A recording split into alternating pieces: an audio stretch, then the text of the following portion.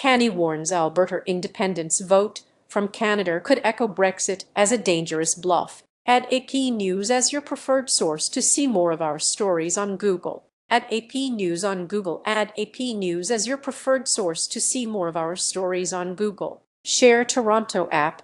Canadian Prime Minister Mark Carney on Monday compared Alberta's vote on whether to move toward independence to Brexit, calling it a potential dangerous bluff. Danielle Smith, the Premier of Canada's oil-rich province of Alberta, said last week the vote would be held Oct. 19 on whether Alberta should stay in Canada or take legal steps under the Constitution to hold a binding referendum on leaving. Carney drew on his experience with Brexit in his comments. Carney was the governor of the Bank of England in 2016 when Britain voted to leave the European Union, and he helped navigate the central bank through it. I saw firsthand what happened in the United Kingdom when the view was vote for this, it'll be soft, and then we'll negotiate, etc. Carney said. They're still 10 years later trying to undo what people didn't think they were voting for, but what they ended up having. Smith's party didn't run on or mention a referendum in the last provincial election campaign.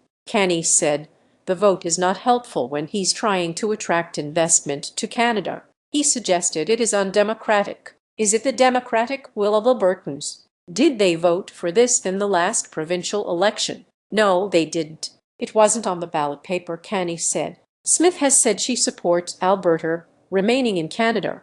Some have compared her stance to the one of Britain's then Prime Minister David Cameron ahead of the Brexit referendum, which he embraced as a way to manage a vocal faction of his ruling party while not wanting the UK to leave the European Union. Read more. Carney is working on getting a new oil pipeline built from Alberta to Canada's Pacific coast. Many Albertans have long complained that Ottawa hasn't done enough to get Alberta's vast oil reserves to Asian markets. We have to be very careful about this. There's a very strong positive case for Canada, a strong Alberta in a united Canada, Carney said.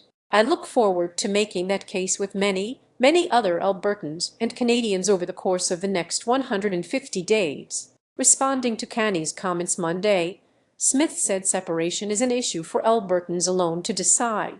Albertans' frustrations have been fueled by the last 10 years of disastrous policies from Ottawa under Justin Trudeau, Smith said in a statement from her office referencing the previous